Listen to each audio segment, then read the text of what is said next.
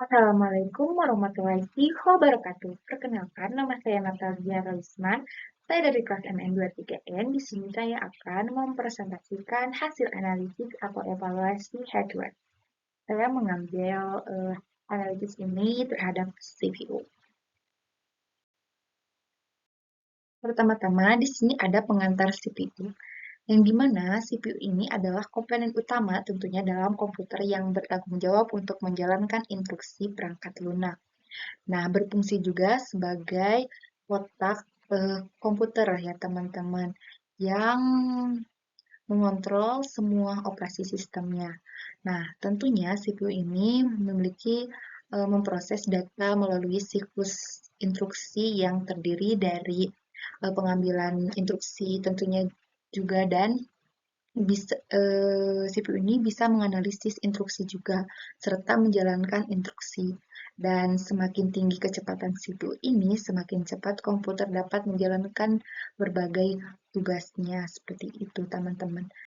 Nah, selanjutnya, di sini ada jenis penyimpanan CPU, yang dimana penyimpanan ini ada penyimpanan primer.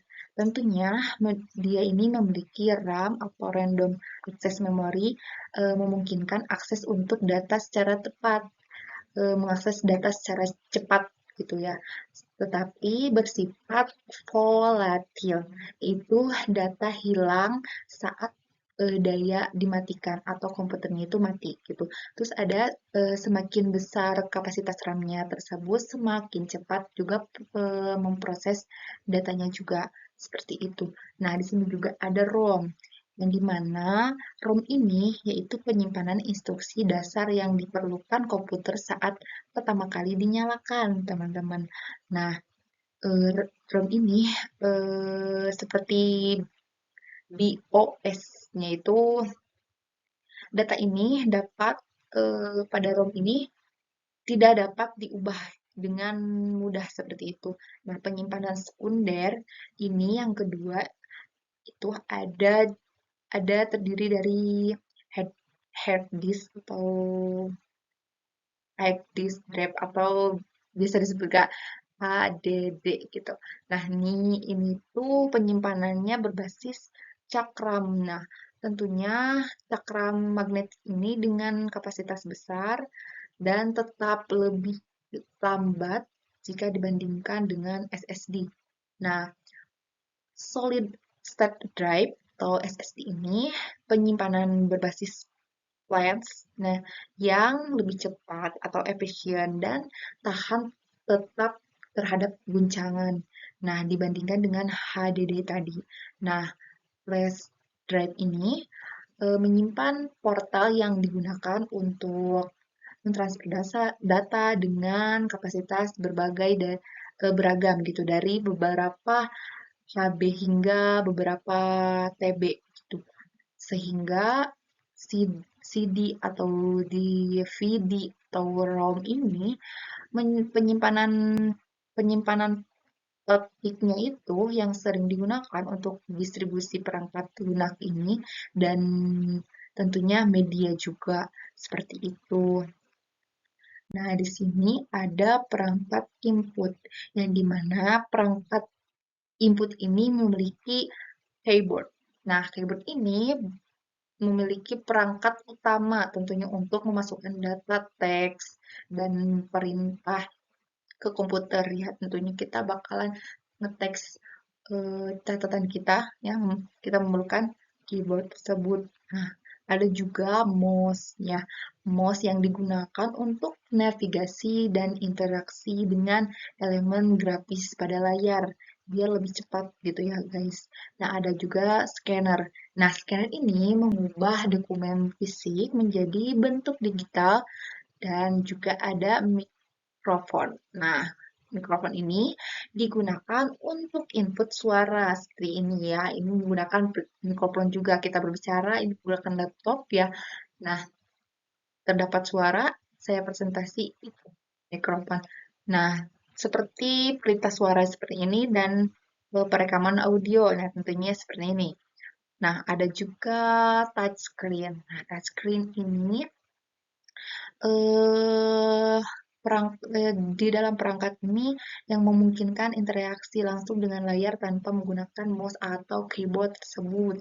Jadi ada laptop yang mungkin bisa disentuh langsung di touchscreen gitu.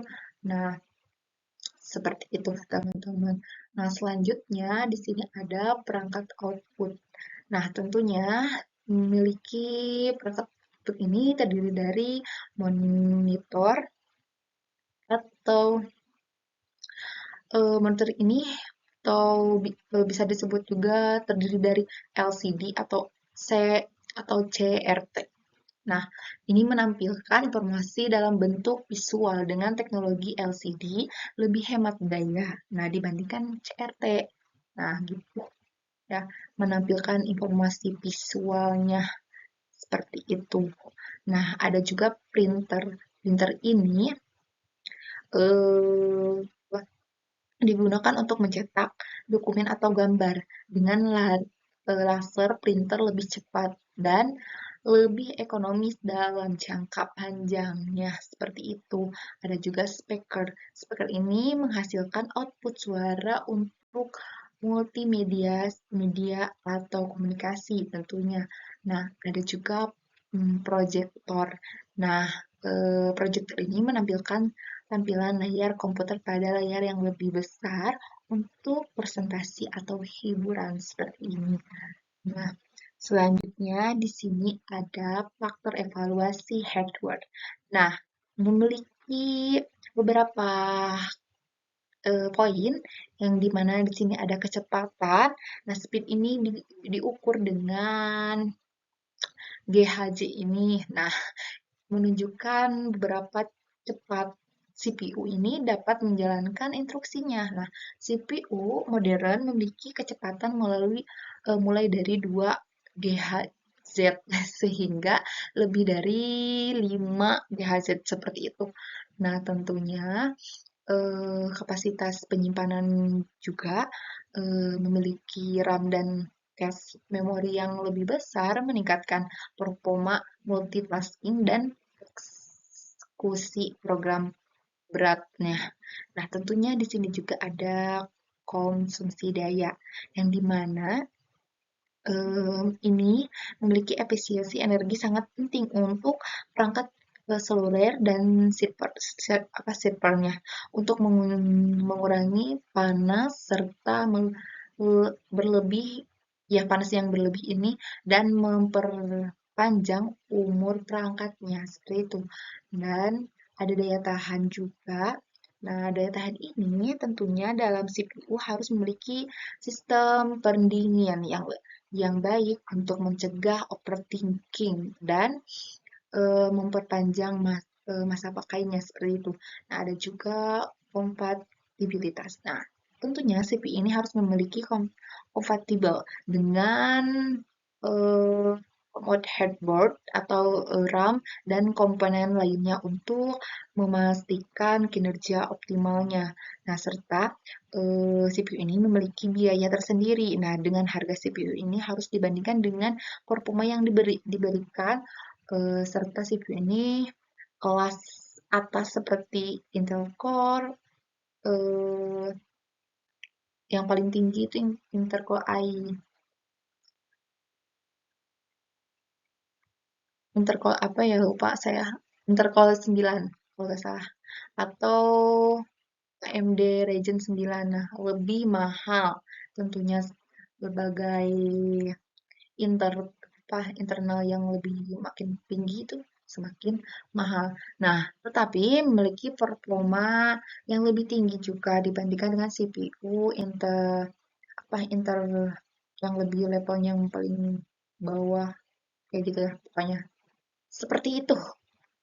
Nah, selanjutnya di sini terdapat kesimpulan yang dimana CPU ini adalah elemen krisis dalam sistem komputer tentunya yang mempengaruhi kecepatan dan efisiensi sistem.